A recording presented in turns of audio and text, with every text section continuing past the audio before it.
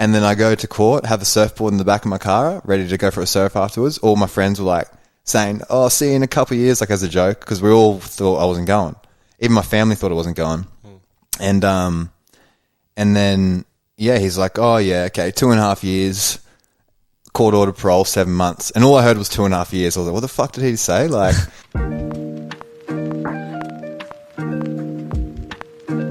Hey everyone, welcome to the Stillness Podcast. The goal of this podcast and the Pottery studio is to introduce you to ways you can find stillness in your life. Our guest today, Callan Krause from Corrective Culture, is going to take you through his journey on how him and his business partner Jake Stone started Corrective Culture, how he found himself in prison for 7 months, and his whole journey leading around there. Callan's a wealth of knowledge in what he does, and I think it will inspire you to want to take action in your life. Welcome, Callan Krause. All right, so you've got Corrective Culture now with Jake Stone, your business partner. I want to hear how you got there, where your journey began. Yeah, so it all... Well, Corrective Culture is basically... It started at just being like a holistic health sort of, you know, back pain thing, but now it's sort of grown into something bigger and bigger, and actually trying to look at aspects from all, like health from all angles, right? But my love for movement started when I didn't even know, right? This is funny. I still remember this. When I was 6, I remember, this is crazy. This has come back. I've probably thought of this like 3 times in my life. When I was 6, it was in year 1. I remember this dude kicked a ball, and we lost it in the trees. This is like all my year 1 class. And I remember at my mind at the time looking at the way he kicked, and I was thinking, all right, so he kicked the ball like this, which means the angle of the ball had to have gone here, here, here, and then it should be right over there. And then where I looked, it was right in that tree. And but this all started from my dad. My dad was a Feldenkrais lover. So Moshe Feldenkrais's work, it's his whole slogan, I guess you could say. He died, 30 years ago, but his whole slogan was awareness through movement. And at the time, when I was young, and not even that long ago, I rejected that because he didn't do anything about it. He just sort of spoke about it. He was always a Feldenkrais like nut, but never actually did as a job, and he just spoke about it a lot. So I sort of rejected it, but he didn't start a business. As in he didn't start a business. So as Paul says, and Joseph Campbell, you're tasked with your parents' unfinished life as a child, right? So that's interesting. That's exactly what. Say that again. You're tasked with your parents' unfinished business and life, right? Yeah, right. Something along those lines. Yeah. And I was with his dad in the sauna the other day, and that popped up, and he just started laughing. And so did I. I was like, "Fuck, that's spot on." It's exactly. So he can recognise that. Oh, for sure. But basically, when we were young, he'd say, "Oh, look at that person's posture. See that way that person's moved. See how that person, rib cage isn't rotating, or their arms are swinging," and just little things in my head, constantly being planted, and I didn't even know, man. So I was scaffolding for 8 years, doing like Woolies before that, and all sorts of shit. And I thought I was going to be one of those people that didn't know what they wanted to do in their life. The whole time I was like, "Fuck, I don't want to go to uni." I was like, maybe I should become a Sparky. It pays all right. I could do that. But I didn't. Nothing stood out. And then it all changed when I listened to a podcast with Paul Check, and he goes, "Look with your eyes, but let your heart be your compass."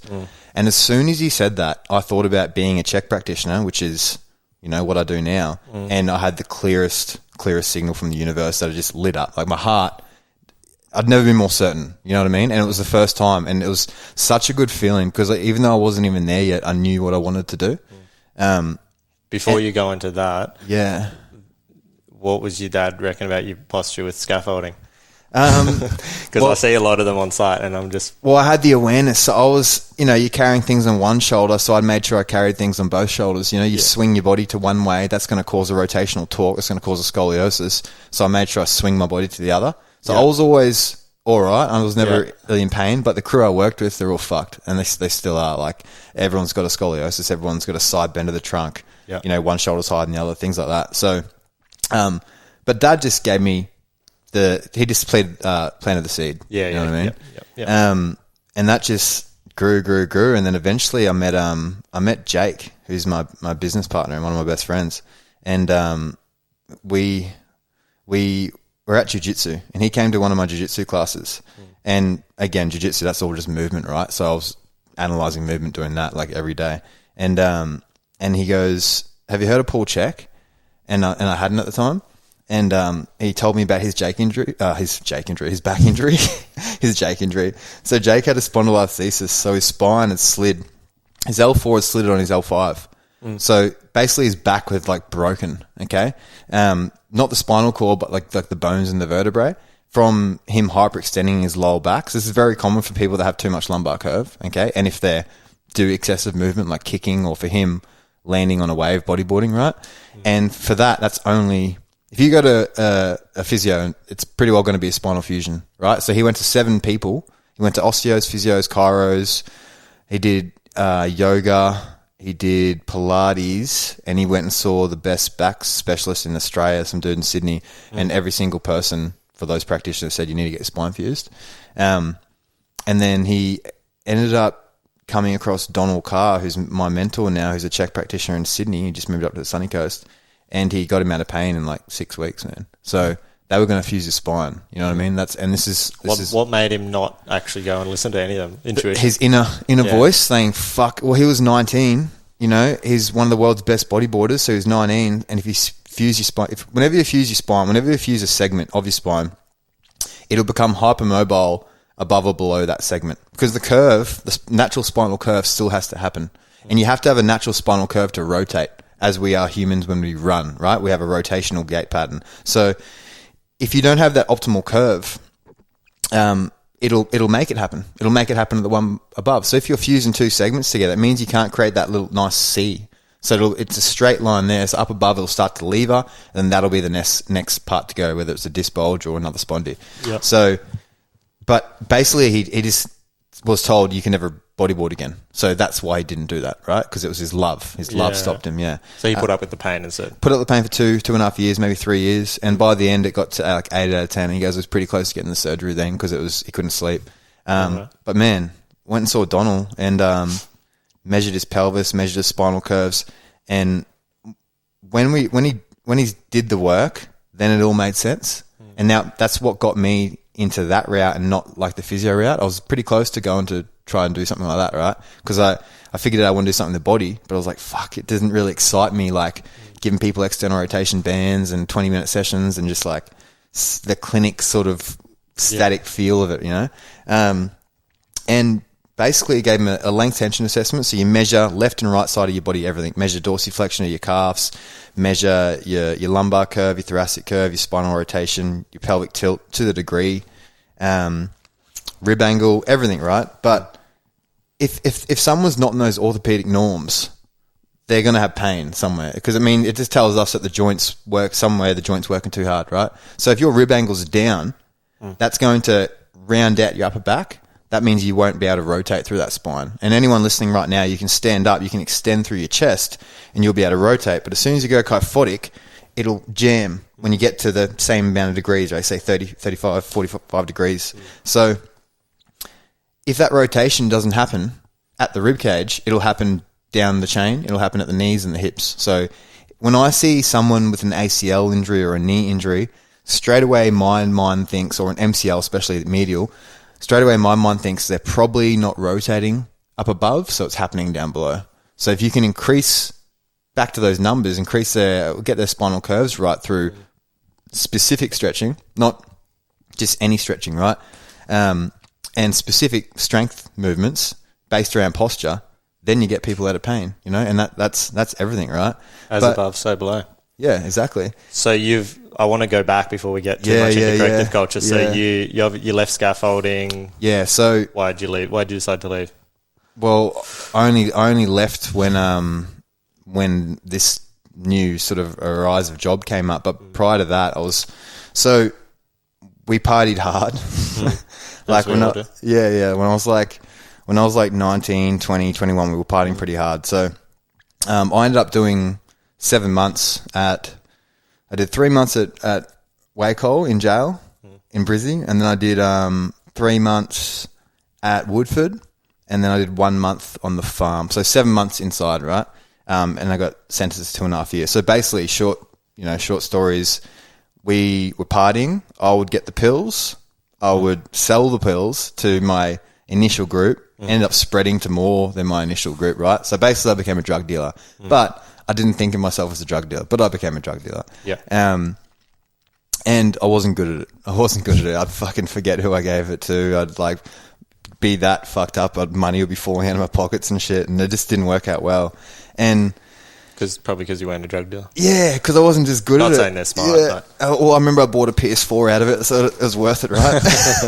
but you went to jail. Yeah, so, well, I got caught, right? So I ended up going to the guy's house I was getting from.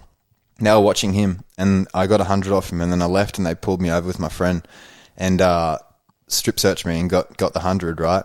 And then they got his phone and saw that I had a lot more. So they got me, ended up, it was about 550. They didn't have that in person, but they knew it was about that amount, right? And then it was supply, not trafficking, because they could only get a few people that I gave it to. So I got done for that, but I was told, even by the cop that got me, because the cop that got me, I did CrossFit years ago before that, right? And I did CrossFit with him. So he's the one that got me too. He was almost like my friend. Yeah, right. But like, he didn't know. Like, he was just there getting people to go into that house. There's a whole team of them. They were doing a big undercover fucking hit that day on Old Mate and this crew. You just happened to be there. I just got done. So, it was, man, fuck, my heart sunk, hey. If you want to put yourself in that situation, like, just, you got 100 on you. This car drives past. It looks D as fuck. It looks so, it's a Toyota, what do they call it, Orion or something? And I was like, oh, that's an undercover car for sure. And then as I was driving, I saw it do a U-turn, and I was like, I'm done. And I was in the passenger seat actually, and the driver was driving. I was like, oh, they're going to be Ds. And then they came up behind me, put the lights on, pulled over, found it, took us back to the station. Rah, rah, rah. Didn't say much, right? So that didn't help me. But in the end, he told me that you won't go to jail for this. He's like, and I didn't think I was going to go to jail for this. No one thought I was going to go to jail for this. They both told me, it's like, nah, this is like, supply, first time, you should be right. I've been done with weed a couple of times, but no, sizable amounts. And then I did a year of basically drug diversion where I was getting piss tested, 3 times a week. And I did this out of my own accord. It was government funded, but you can do it so it looks good for the judge. I still worked full time as a scaffolder. So, and I stopped selling drugs straight away, right? I was just on point. And then I go to court, have the surfboard in the back of my car, ready to go for a surf afterwards. All my friends were like saying, oh, see you in a couple of years, like as a joke, because we all thought I wasn't going. Even my family thought I wasn't going. And then, yeah, he's like, oh yeah, okay, 2.5 years, court order parole, 7 months. And all I heard was 2.5 years. I was like, what the fuck did he say? Like, and then, man, like, just the sinking feeling of like, it was like a dream. Like, what's happening right now? Like, I just didn't know what was happening. Didn't know what tomorrow brought. Like, I didn't know about jail really. I knew a little bit, but like, I didn't know if I was going to start fighting for my food, whether there's like rape, all that sort of shit. Right? It still goes through your mind. Just the possibilities of everything. And funny enough, actually, I did a Native American sweat lodge a couple of weeks ago, and with this Bobby Running Fox, shout out to Bobby Running Fox and Goldie, right? It's a tripped out fucking experience. And you're in this sweat lodge, hot rocks, and then your trauma comes up. And I didn't even know what mine was. And I didn't even think jail was really it, because it was okay for me in the end, right? But the thing that came up for me was me watching her son go to jail. That was the thing that came up. And like, you're just fucking crying in this little sweat lodge with 18 people just shrieking and like, shooey, shooey. Everyone's chanting and rattling. It's fucking intense, and you're just sweating, right? But I saw it from her point of view, watching her son go. A couple months after her dad died, and then when I got out of jail, her brother ended up. So I just saw all that, and I was like, fuck, that's intense. But yeah, you imagine that. Like, you're seeing your mother there. My dad was there. He just like sort of punched me in the chest and said, be strong. The female copper that has to take me downstairs, even she could see she was like, felt really sorry and was like, as a mother, she's seen this other girl just like shrieking. And then you go downstairs, this is at Maroochydore Watch House, right? And then I was in the watch house down there for like 5 days. So that was the worst bit out of the whole 7 months because you're in the fucking watch house cell. There's people coming in at night shrieking like piss heads, right? And you're just every night you just think, what's tomorrow? Like, are they going to take me to jail tomorrow or the next day? How long were you there for? 5 nights, 6 days, yeah. So by the end of the 5 nights, it'll like, get me to fucking jail. I can't wait. Like, right. Because you're in this little... Do you get sunlight in it? No sunlight. That was the hardest thing, right? So you're in this room a lot smaller than this. You're in a room like a bathroom size. Your bed is just a slab and you got like 3 like old school cushions on it, sort of worn out. And you don't get a pillow and you don't get sheets and you're fucking freezing, but you get track pants and a like a jumper, just greens, like the jail ones. So you got to decide whether you want to curl one up and put it under your head as a pillow or you got to wear it and stay warm. And, so when I was in there, like, again, your mind's just going nuts and no sunlight. Yeah. So no sunlight for 5 days. I didn't realize how you don't realize all those things until they're gone. It's like, fuck. Like, I remember when they did end up putting me in the bus, there's a little bit of sun pierced through and I was like putting my hands in it. But, yeah, but you ended up. What was going through your head? Just pretty dark times in there for 6 days. What was. So I was 21 at the time. So what was going through my head was I got 7 months. I'm 21. That's a long time, 7 months is a long time. I was just thinking about that. And I was thinking about, basically just a little bit of fear of like, I don't know what tomorrow brings. I don't know what jail is. I don't know what how intense it's going to be. And you're shaken, but you're like, I was reading a book. I read this Wilbur Smith book about Africa or something. It was the thickest book I've ever read in my life. Smashed through it in like 3 days because you'd escape in the book. So you'd escape and you sort of forget where you are, then you remember. And then every morning you wake up and it's a big bright LED and it wakes you up and you're remembering, oh, that's right, I just got sentenced. And like, it was a dream. Nah, fuck, it's not. And then you end up craving that social connection. So they let us in the yard twice during those 5 days. The yard is just another concrete room with about 6 other dudes.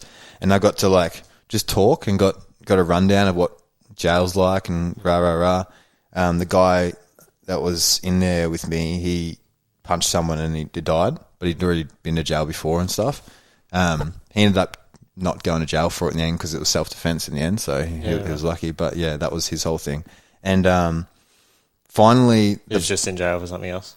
He was jail in for the court of that. Yeah, right. Yeah. So he we ended up going on the bus. I went going on the bus. And I was in with this Indigenous guy, just done 20 years in Woodford. He glassed a dude in a pub, and that guy died. But he's going back in for weed now, just breaking his parole. So I was talking to him, and he was like, "I love Woodford, man. Like, I love it and shit." And the bus is like a freezer box, they call it. So you're handcuffed. You're in that. You would have seen them on the highway driving for those little prison buses. And now when I see them, I'm like, it's like nostalgic. But we were going to Brizzy, and then when we rocked up to Brizzy, all I'm hearing is like fucking like shouting, like hard, intense shouting. People going nuts because it's the holding cells before you go into your unit. So everyone coming into jail is going there, and knowing that. Now I know this, but everyone in jail is a junkie pretty well. 80, 90% probably everyone's a junkie. So they're all coming down, and they're coming down hard. So I remember walking in a room, there's about 20 people in there. One dude's scratching his skin. One, like, there's a Vietnamese dude. The Vietnamese are all heroin. So you could see he was really coming down. He was like feeling sick and near the toilet. One toilet, like 20 dudes in there. It's like a movie, man. And then I just started just chatting to some of them. But I had a mask on the whole time of like, this is normal for me. You know what I mean? But it wasn't, right? I was scared. But I had this mask that, oh yeah, like I don't want to look small. And you could see the guys, there was a couple of guys there, one covered in tattoos, but you see he was just shitting himself, Like he was just absolutely shitting himself and just looked like a target, and I made myself look like I'd done it before. And I had jiu-jitsu behind me, I had a blue belt behind me. So that was still enough to give me a bit of confidence knowing, oh yeah, if it's one dude, I'll be right. You know what I mean? But if it's like a bunch of dudes, it wouldn't be. Now that I know the rules in there, it's always one-on-one in jail generally. I'm not sure what it's like all around Australia, but around Queensland, it's like a fight is one-on-one. It's never going to really be two-on-one. And usually it's mainly just hands and not weapons and that. So I had that behind me, you know, so that really, I was thankful for that. But eventually went into my unit, and then I just walked up to every single person. And this is huge, right? So body language, this is where body language really drilled into my fucking like head, because we're just gorillas wearing clothes. So when I walked into that unit, I've had my chest fucking pumped up, and I just open neck, like showed open palms and no fear, but confidence. And it was all fake, right? But I needed everyone to think it was real, you know? I didn't have any major drama in there the whole time. I made friends with everyone pretty quick. So again, I walked up to everyone, shook their hand, found my table, found my crew. Then a couple knew I did jiu-jitsu, so I ended up teaching jiu-jitsu to a few of the boys in that. And one guy, so this is where body language came in. You could see who was weak from their body language, from their rib angle. And this is now the way I think when I have a client walk through the door. So I don't just think we've got to stretch their flexor chain and increase their, extensors, It's showing where their emotions are at. Okay. So I had a 12-year-old girl like come in last week, and you can see her rib angle's down. It's causing her back pain, but she's also nervous and fearful and, doesn't have confidence. Yeah, right. So, and you wonder what comes first, like, because you can change the posture and it will change the emotions, and you can change the emotions and it will change the posture. Yeah, so it's just like inverse relationship, What do you normally focus on first? Well, you go to where they're at, to where that person's going to feed off, you know? Yeah. So I go to the body first so they can feel it, but that's easier. It's easier. And then while you're doing it, you can hit the emotions, right? But I saw a guy come in with a semi-black eye and very rounded posture, and just looked afraid, right? And then when he came into one of the tables, one of the dudes came up to him and was like, "Oh, you got a token for me?" And can I borrow a token? Which he meant, can I have a token, right? Token is what you put for a can of Coke in the machine, right? Yeah. So token is currency in there. Basically, it's like money. It's a little golden coin. It's what you bet with. It's everything, right? How do you accumulate them? $20, you get buy up once a week, so you can have 20 of them. So someone can put $20 in your account, you get 20 tokens. But really, it becomes a currency. So you gamble and you swap and things like that. But and I didn't drink Coke, but I still had tokens, right? Because you still gambled, and I'd swap tokens for like tuna and shit like that. But he goes, "Nah, man, it's for me and my daughter." He's like, "Come on, man, you can give me a token." He's like, "Oh, all right." He gave him a token, and then they just lined up, And this is it was about like 10. Took all his tokens. Yeah, like everyone lined up, took all his tokens, and he got to someone, they didn't, and they just cracked him in the head, Wasn't bad. It was still hidden sort of from the screws, like from the guards. Yeah. But, you know what I mean? That his body language is why that happened. So if he came in with no one tested me with that. Well, one guy actually tested me for some noodles, and I was like, "You got some noodles for me? Like, what are you going to swap?" You know what I mean? It was just like nothing, But I was friends with all the guys that did it to him, but it was just the way it was, It's just evolution. Like it's like school. It's just like going back to school with more consequences, and you can't talk shit. It's like this. There's this weird etiquette. You know what I mean? Like older people, they're like elders in there. Like you give them your seat, they go first. Like no one picks on the older dudes. Like you never lie. You know what I mean? You never cheat, you never steal, anything like that's bad, very frowned upon.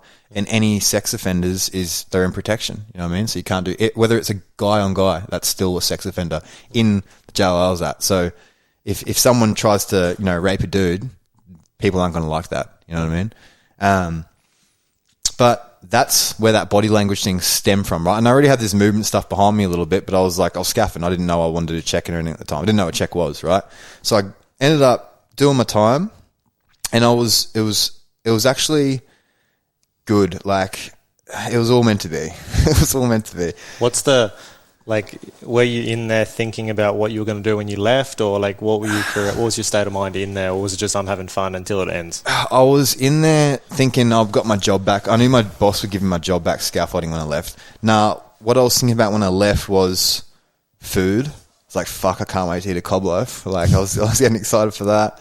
Because food in there was pretty trash. It was all right. Like just sort of takeaway sort of meals, like some a lot of carbs, cheap food. Food, just the first drink, seeing my friends, girls, all that sort of shit. I was still, 21. So I was still in that stage of my life. But I knew I wasn't going out to sell drugs again or anything like that, right?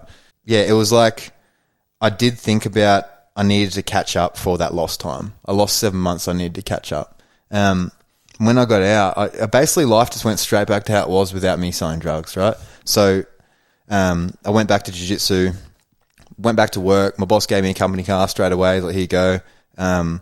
Went back to partying pretty hard. I got out. My friend bought a nightclub at the time. And I partied hard again for the next probably like fucking year or two, man. Yeah. But without... How did you break the cycle?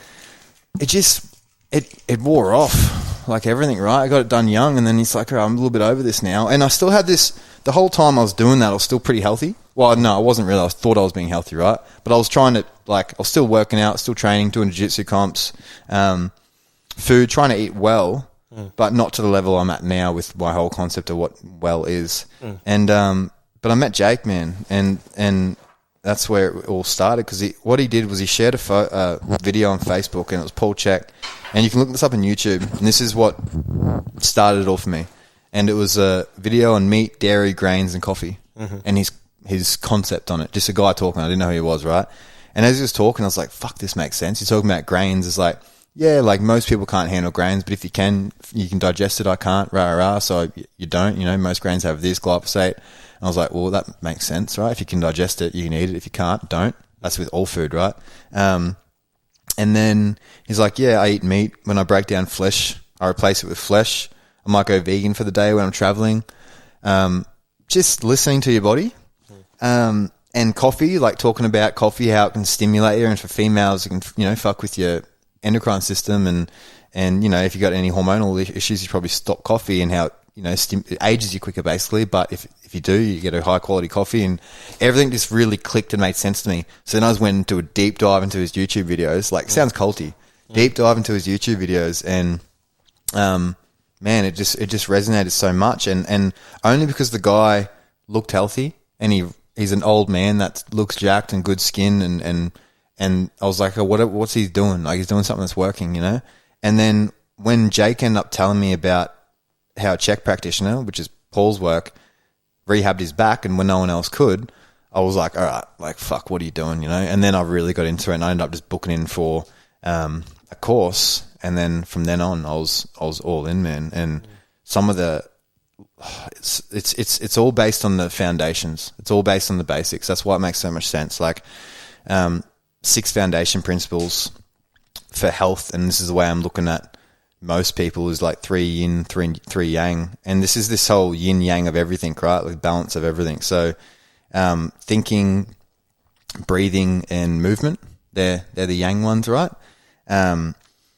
So thinking, you know what I mean? Like, if someone's thoughts are off, I'm going back to that posture. This is sort of a thing to look at. If someone's seeing me for, mid back pain, and they think they're a fucking piece of shit, and they're wondering why their upper back's so rounded, and they don't stand up with confidence. There's some thinking, right? You can think thoughts and kill yourself. So that's at the top of the hierarchy there. Breathing, you breathe 26,000 times a day. Breathing's so huge, right? So if you're it's the oscillation of your organs. It's the oscillation of this whole inner unit, right? So if my diaphragm's working well, it's going to push down on my viscera, and it's going to give this gentle massage, and you can watch it on dynamic MRIs. Like, it's beautiful to watch. Also, you're dead without it. That's how important it is. So if someone's breathing less optimal than they could be, and they're doing that all day long for the rest of their life, and this is how you detox. It's a big drive for your detox. Like, you lose like half a kilo while you sleep just through your breath. So it's this whole detox system. Now, if someone's shallow breathing, if someone's breathing into their chest, activating the upper scalenes, that'll pull their head into flexion. Okay, so any upper chest breathing that goes on too long, right? So think, we breathe into our chest when we need that much air, like, then you feel it activate. Okay, but if you're sitting here now just relaxing, it's only really going to be belly going out and in. So you won't even feel your neck activate. So if your neck is activating all the time from a chest breathe, your head's going to be pulled forward. It's just unnatural. Okay. Yeah. Right. All right. So breathing's so important. for everything, your organs and just your state of mind. So what suggestions do you have for these clients? Like, obviously, what do you do with your clients when they are slouched over, breathing incorrectly, negative thoughts? Yeah, so firstly, a breathing pattern, right, is if you think about it like a balloon, 2/3 into the belly, 1/3 in the chest if we're doing a big breath. Okay, if you're doing a normal, relaxing, laying down breath, it's just going to really be belly going up and down. So, do you say 2 in your belly? 2/3 into the belly, 1/3 into the chest. Yeah, right. So it should start low, and that's where you should have the intention of feeling it low. So, man, this has been huge. Like, I've had a girl come in with real bad period pain before, and just got her laying there on a roller and just like on a long roller down her spine, so she's in a little extension and just breathing really low, like trying to feel how low you can get it, right? But also, when you do that breathing, what your body will communicate to you is where in the rib cage or the diaphragm, or really just think that whole cavity area, are you locked down? So that's where I'll get fascia into it. I'll get some hands on. But more so, a big point for fascia work is right under that costal angle, that rib angle, that sort of upside down V. If you can get a ball, like a little lacrosse ball in there, and start breaking that tissue down, just think tissue always pulls, it never pushes. Okay, it's a really good concept for anyone listening. I saw your video on it yesterday. I was doing it this morning. Cool, right. So I'm like screaming, and I'm like, Gabby's like, what are you doing? I'm like, Callan's fucking killing me. She's like, what do you mean Callan's killing you? Yeah. So if you're got a scoliosis, if your rib cage is rotated to the right, you're being pulled to the right. You're not being pushed from the left. Yeah. Okay. So you got to bring your eyes to the awareness to the right, and think of it as like your body's covered in a big cobweb, and if you have a little twist in that, how it pulls on everywhere. So I'm so big on fascia work and unlocking it. More so me showing you the client how to do it with a ball and a roller and tools. I got so many different tools for different parts. I actually use a Theracane. For you people on listening, Theracane on eBay. I got it off eBay like 5 years ago. No one really uses them, but I'm bringing it into the world because I find it's the best tool to get under that diaphragm. I'll do a video on it one day, but to get under that diaphragm and just clean it up. But I've had a girl with like descending colon sort of pain. She didn't realize, she thought it was just a left sort of abdominal pain, but it was a descending colon, the scar tissue around there. So just getting that in there, breaking it up, just like on the session got rid of it, right? And she had it for a long time. Yeah. So, and I didn't know, you know what I mean? But you when you put your hands in there, you start to feel, and you feel enough bodies, you're like, all right, that's different, you know? So you lay down face up, right? And you can put any sort of weight, a water bottle, sort of on your lower abdomen, and then you'll inhale and make sure that moves first. You don't want your chest moving first, right? In the sequencing, it should be stomach, then it will move into sort of lower ribs, and then it will go up into the chest when you're doing a deep breath. I'm big on getting people to breathe into the ribs, left then right then left, like, and then together. So feel, if you're listening, if you're trying to, you can put your hands on your ribs, and I'll inhale into the belly, and then I'll choose a rib cage to go next. So the belly will fill, and then I'll pick a rib cage. So I'll go left. So I'm going, and then exhale, and try the right. Inhale belly, then right, and exhale. So right now, just then, I felt like the back of my left rib cage was a little bit locked down. Okay, so that's where I'm going to take the roller. That's where the body's communicating to me. Let's open that up and then check the breathing again. Okay, because when that rib cage expands, just think those ribs just connect to the vertebrae in the back. So if the ribs are expanding, the vertebrae in the back are expanding, which means you're getting space in the disc. So if someone's got a disc bulge or something, you can see how breathing is so essential. Because when you breathe right, you'll get taller in the inhale, and then you'll drop in the exhale. So that's this oscillation I'm talking about of spinal fluid, of not just spinal fluid, just of fluidity through the spine, right? Yeah. So rotation and breathing is what hydrates the spine. Rotation sort of pumps it, and this up and down oscillation works, right? If someone's posture's whack and their hips are way forward past their midline or back, now you're not getting this vertical stacking, and you're not going to get that oscillation, right? It's going to be sort of angled. So again, say someone had a disc bulge, that breathing is going to create that space, which is going to take the compression off that disc, and then we can try and centralize it from there. But basically, I'm always trying to create length in the spine as much as possible. I'm big against... What do you mean by oscillation? Like, I mean, like a pumping mechanism of like in and out, in like a pump, right? Yeah, so right. The spine's pumping its fluid in and out, in and out. The disc, it's just nutrition, it's movement, right? Yep. Movement. The bits that dry out in your body are the bits that aren't moving. Okay, so if your spine's starting to dry, aging is a process of drying out a lot of the time. The older you are, the drier you get, right? So that's why I'm big on foam rolling and tissue work, because it's just bringing water back to the area. I'm bigger on that than stretching. I still stretch, but if you had a big knot in your quad and you're trying to do a couch stretch or a hip flexor stretch, while you got that big knot, you'll stretch up to those fibers, but not through them. Yeah, right. So think you'll still start to get the range if you stretch long enough, right? But the actual tissue won't be where it's at. So some of the fibers will be long and there'll still be that little stuck spot. And I know this because I've done it to myself, right? So I know like you can stretch, get the range, but when you go back, that knot's still there. But you can feel a stretch. You can do a typical hip flexor stretch. Check it for 5 seconds. Check how tight it feels. Then go roll out your quads deep, bone deep. I'm always big on trying to get to the bone, right? And then go back to your stretch and it's like you've been stretching for 20 minutes. So it's all words until you feel it. Okay, but it's so huge. It's so huge.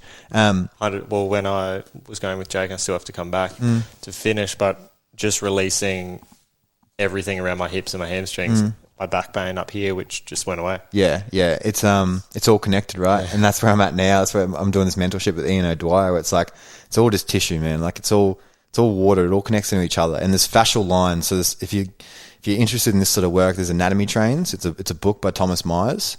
It's also a whole field in itself, but it's the fascial lines, and that's the way I look at the body now, is not the muscle insertion origin. I look at the fascial lines.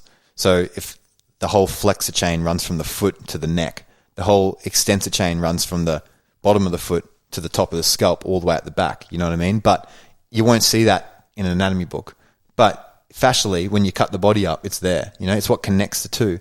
If the muscle contracts, it's going to pull tension on that fascia around it, and that fascia will pull tension into the next line of tissue, right? And that's how we work. That's our human function. It's what holds fascia is just what holds the water in our body in place, so it don't just fall to a puddle on the ground, and it adapts to the environment. So it's like the movie Venom, like that sort of symbiotic. I don't know. It's like Spider-Man thing, right? But it's like the glue all around the body, and it's malleable, and it constantly changes, right? So it changes to the environment. So if you were to say me scaffolding, throwing gear to the left all the time, that's going to create a rotation in my rib cage to the left, but the fascial lines will start orientating themselves to the left to do that well, right? It may not be good for longevity for the body, but it'll do that really good. Okay. Yeah. So it's basically trying to stabilize what it's doing all the time, right? If you counter rotate to the right, then it'll be balanced, and it wouldn't do that. So that's why the fascia work, to me, the deep tissue, the rolling, is just making the tissue malleable, and then you set it where you want it with exercise. That's how I change posture, right? So I look where is dehydrated on them, which is the spots that are short and tight, okay, and long and tight, right? So the spots that are, if someone's head's going forward and the eyes got to stay level, so the head goes up, the back of their neck's going to be really dried out. So I'm going to break that tissue up before I set it with another exercise. Otherwise, it's just dried out, okay? Yeah. So everything's connected. How does that then impact your mental state? How do you get people through that? So give some advice to people, because I know it's a lot of there's probably a bit of a leap to go, oh, Callan or Jake could help me, but I don't know if I don't want to go. Like, I don't know what the excuse or reason is, but what can someone do if they're in the state that might help them a little bit? Then they can decide they might come and speak to you. So it's most of my clients are people that have been in so much pain, and they've tried everyone else, and they've tried the other approach, and it's not working. And then they they come through the door. You know what I mean? And then in the one session, I give them a taste, because it's like, if I had someone, say, for 3 hours, say someone did a 3-hour session with me, I feel like I could probably get them out of pain and get their posture real good in the one session, but then they're going to forget the work, and then they're just going to go back to where they were, right? So it's not about a few exercises and having you there. It's about teaching you why you're there in the first place, coaching you in the tools to how you unwind the body, coaching you in the exercises that you probably need to be on top of that sort of set this position.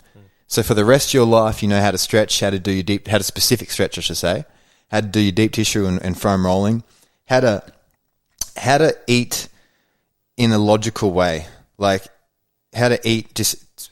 I like the concept of nutrivore. It's coined by Chris Kresser, which is just nutrient dense foods that you can digest. That's the way I like to eat. you can have rice or you can have cauliflower and broccoli rice, which is a lot more nutrient than rice, right? It's still a meal.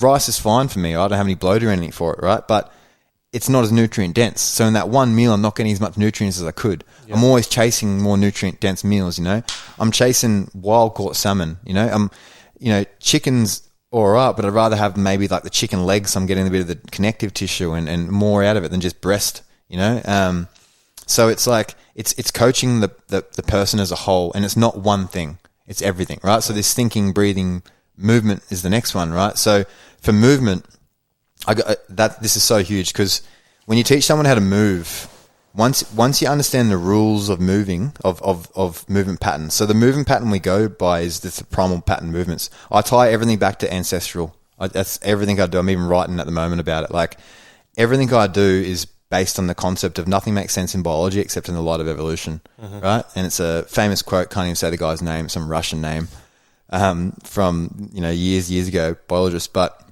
it's everything I think about. So if someone tells me that they got this new Nike 4-inch lift shoe and it's good for their running, that doesn't make a lot of sense to me in the light of evolution, because our foot is evolved perfectly to run, right? When you're in a shoe, you're going to heel strike. When you're barefoot, you're going to forefoot strike, right?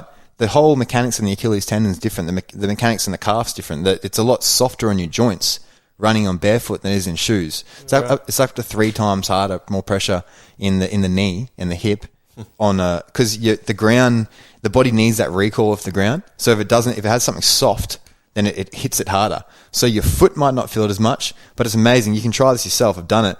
But you'll feel more vibration in the knee and the hip. What about concrete? Because obviously that wasn't... Well, actually, so the ground, if we're going back to evolution, if we're going back to like Africa evolution, where it all came from, right? The ground was harder than it is these days back then, because it was a lot drier. So I actually thought that, right? But then I was talking to the evolutionary biologist guy about that, and he was like, well, the ground back then was actually a lot harder. So even on concrete, when you're barefoot, you won't hit it super hard because it'll hurt. Right, but on shoes you will, right? So your body will adapt. You know what I mean? And even if someone has a leg length discrepancy, man, if the ground's unlevel, what does it matter? You know what I mean? You're gonna adapt above an unlevel ground anyway. So if someone's got a crazy leg length discrepancy, I'm just gonna make sure they don't run on a road, go run on a trail, because you're gonna adapt around it anyway. It's fun. That's how you should. But all movements is a combination of a push, pull, bend, lunge, twist, squat, and gait. That's every movement, right? So if I'm throwing a ball, there's a lunge, there's a twist through the ribcage, and there's a push. So if you can teach the client how to do a lunge perfectly, how to keep their pelvis level, right, then their pelvis will start to change to a level position when they're normally standing too in the posture. But if you can teach them how to keep their pelvis level while they lunge, well then when they throw the ball, they're going to know how to lunge too, right? Because they know, this is the lunge, right? When you twist and you understand that, okay, well I probably need a neutral spinal curve when I twist, because we know that when I change those curves, I lose that twisting ability. Then they know that if there's any twist in some movement, they know how to do that. And if they got to push, they know they got to protract the shoulder and keep the rib angle high to save their shoulder. Or pulling, they got to pull from the scapula and maybe initiate the inertia from the rib cage instead of from the elbow. It's just, it starts to click, and you don't need to say. Then, like, if I see someone do a movement that I've never done before, I know how it's meant to be done because I know the rules of the body. I know that knees, hips, and ankles like to line up. I know that the inside of the knee doesn't really want to open up. I know the upper body likes to rotate. Okay, so it becomes a lot funner too, and you can get more creative. And then when you're in the gym, you actually know what you're doing, and you're not. I never sit on a machine at the gym. You know what I mean? Like it's so much funner training. And I'm not sure if you've done any stuff with Jake yet of that sort of stuff yet, but that's when it starts to. I've seen some of your video. Yeah, it's just, man, a lot of that stuff I'm just making up, but it's the rules of movement, right? And I'm making it up to a specific sport. So you'll get in trouble for saying that around PTs and stuff. So yeah, I know. Yeah, they'll be like, I did that fucking 20 years ago. Yeah, but so I'm gonna like slow Callan down, because obviously he's super passionate about this, but what is interesting is when you are so determined in what you're doing, you love what you're doing. You obviously you can just talk to me probably for 10 hours and still keep going. What we want is people to find that, because Lee J in the other podcast had the same thing with his motocrossing clothing brand. Like, I love what I do. even though it's a million things. But you obviously love it, and you keep learning and learning and learning, never end. How to find that? How do you find it? Yeah. Yeah. Okay. Well, back to that quote from Paul. This is how it was for me, right? Look with your eyes and ears, but let your heart be your compass. But you got to get healthy. So you have to get healthy, and whatever that is to you. But if you're not healthy, your brain will not see opportunity. You will not be the same. I'm doing the parasite cleanse again right now, purely, and I'm doing a refined version, purely because my life feels less stressed, and when I'm eating well, it's like everything works better. Your emotions are better, so you'll see things better. So some people will freak out like, I don't know what I want to do, but their life's fucking chaos. Make your bed first, you know what I mean? Clean your room first, and start chipping away at just chip away at work that needs to be done. That work that you know that needs to be done that you're putting off. Okay, and then you'll get to a point where it's something that that's a hard question, right? Because it's like, do you believe in manifestation? Yeah, I do. It's ridiculous how much I believe in it. You know, here's a story. Actually, last week I was at work. I was sitting on the toilet and I was thinking, I just ran out of this massage cream I need some new massage cream. And I thought about the size of everything, this Tui balm, right? Even the exact brand and size. 20 minutes later, my client walks in. It was my birthday a few days before, and she gave me a gift, and it was that massage cream there. Yeah. The exact same one.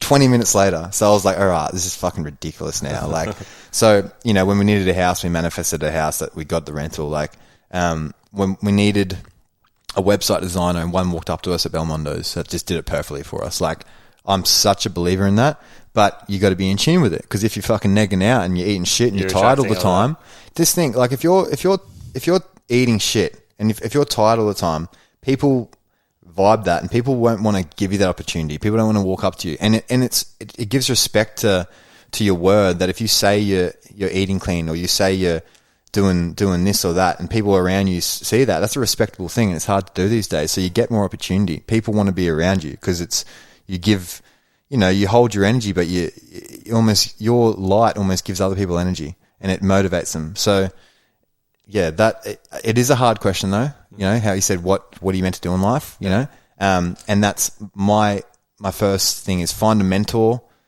learn off them. Find someone that, like, all right, that person's happy, that person's healthy. What are they doing? Okay, but make sure you listen to your inner voice. And again, back to that, because it changed my whole life. It was one podcast, right? It was look with your eyes and ears, but let your heart be your compass. So when I say that heart, I mean like your inner voice that just is so to put it in perspective, Jake did a soul connection task with Paul years ago, and it was, you ask your soul, what does it feel like when you say no? And then you do a meditation before and tune in, right? And then you say, you ask your soul, what does it feel like when you say yes? Yep. And you get a pretty clear inner voice, right? And people listening, having even done that before, sort of know what that feels like. The feeling I get is like, no feels like, should I walk down that dark alley right now? Or no. Or yes, like, should I take this opportunity? Like, you know, people that are on that sort of higher level, they have that going for fucking everything, and they're just their heart and their brain is on tune with each other. They're not separate. Yeah.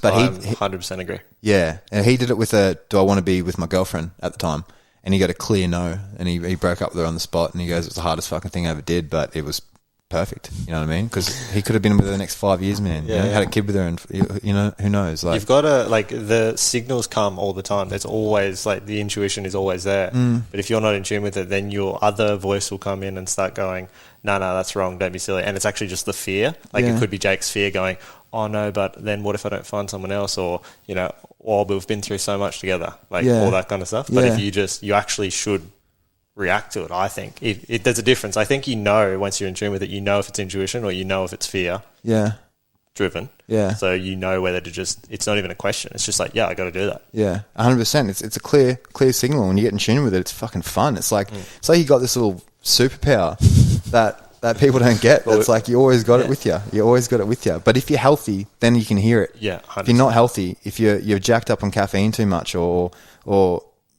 you know, you got 4 hours sleep instead of 8, like, you won't hear that shit as much, and we forget that we are still an organism. We're a living garden, and you have to live by the rules. So it's like, you know, the last 3 foundations that, again, I try and teach my clients is eating, drinking, and sleeping, man. And that, for me, if someone walks through the door, more important, if they see me for disc bulge, even ankle pain.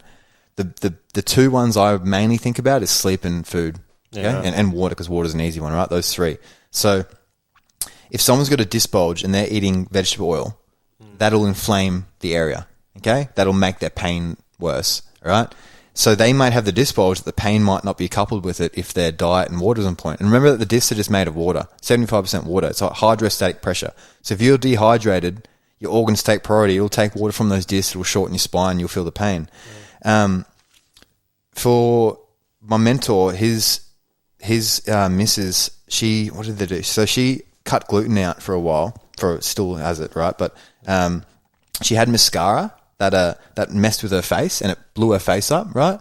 And then it went down. A week later, she had gluten and the symptom from the mascara came back instantly. Yeah, right. So that's the concept of physiological load of this was it's not like the gluten had anything to do with the mascara, but since the physiological load went up, the mascara symptom came up because the body can only handle so much at once. So I'm so big on lowering your physiological load, your inputs of stress into your body. And I find food, water and sleep is the quickest you can do that, right? Because water, for me, is simple. When I talk to someone, like, you're fucking made of water. Like, what do you mean? Like, you're drinking this tap water and I'm drinking this Montville Mist 7.4 alkaline fucking total dissolved solids, like some high quality shit. And you think that's not going to matter over our next lifetime? And you think that you can drink chlorine and fluoride every single time you drink water. That's what I hear when they tell me that. You get in trouble for that one too. You're not allowed to say that stuff. Yeah, I know, right? I know. But it's like, it's sort of so much logic. It's for your teeth. Yeah, right. So it's like, but isn't there so much logic in that the person can disagree with that when you're saying, well, we've never evolved to drink chlorine and fluoride, and you think every time we drink water, you're going to drink that little bit of chlorine and fluoride, which means your liver has to deal with, which means now that's raising the physiological load of your liver that it can't, you might as well let it handle things you can't change, like the air we're breathing and little things that, let's just do the easy ones first. Water's easy. It's not even expensive. Change your water.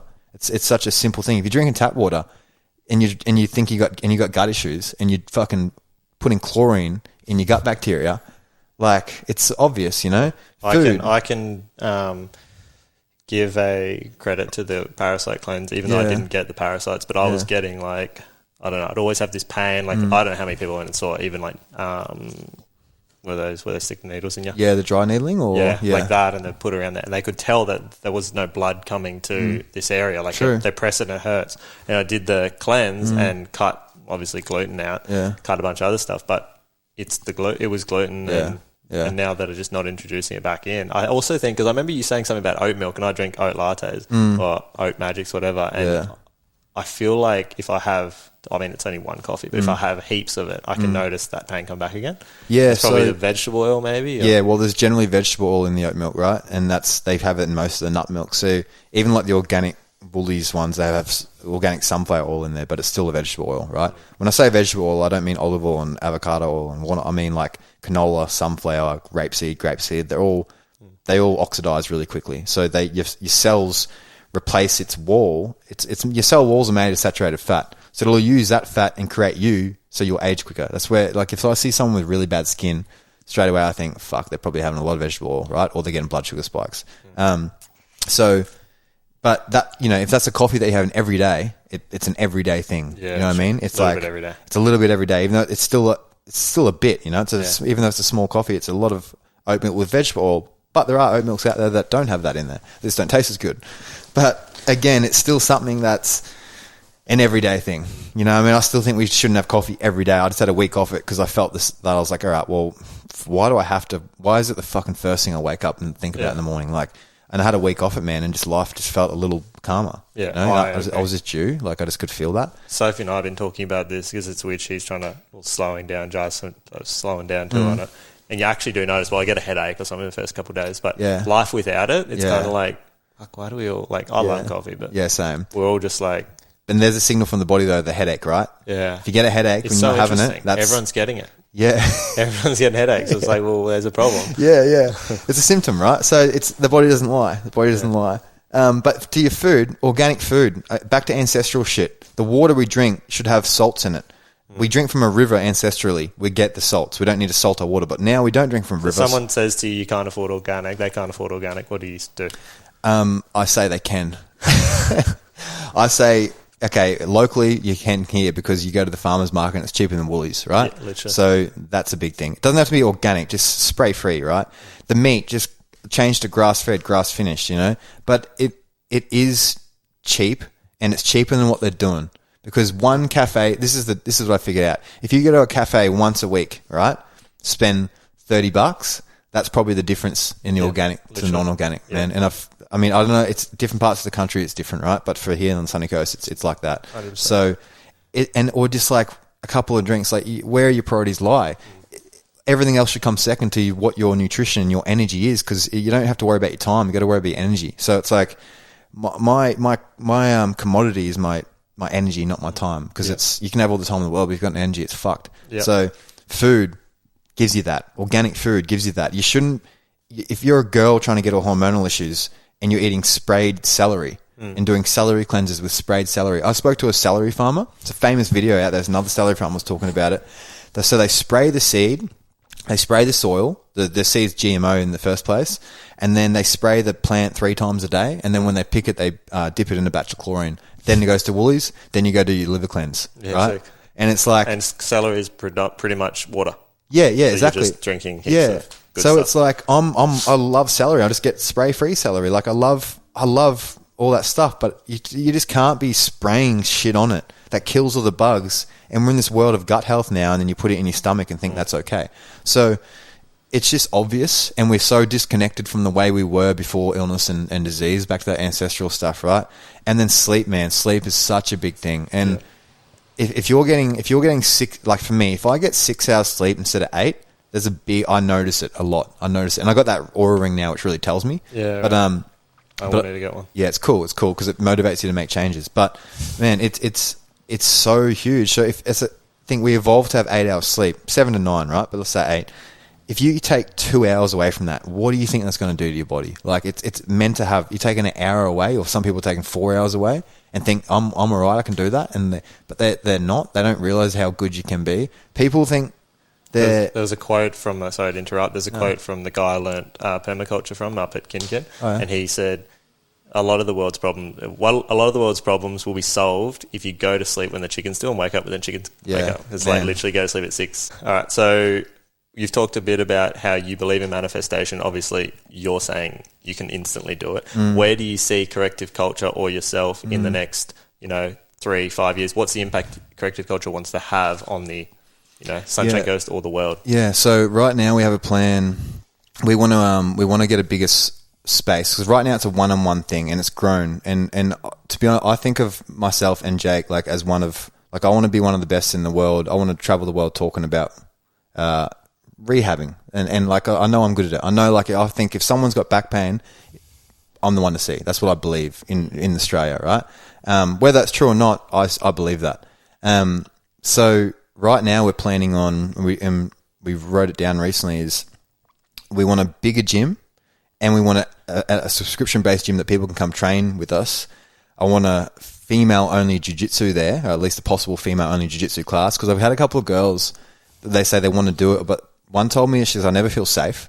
Walking down the street, I never feel safe. And I've had a couple tell me that now, so I'm like, they want to do jiu-jitsu, but they don't want to roll with 20 dudes. So I'm like, I want to give them that opportunity to turn them into weapons without having to roll with big dudes, right? It just gives them that play. But I want a space, ice bath, sauna. This is the way we train. This is the way we eat. This is the way we move. This is the way we sleep. This is the way we rest. This is the way we work in. This is the way we recover. Like a proper culture, a proper culture. And actually, like, it wasn't planned like that at the start, but people are asking us for it. I know it will succeed because the bills get paid from me doing my one-on-one work anyway. So it's all just an extra. I want to make a playground.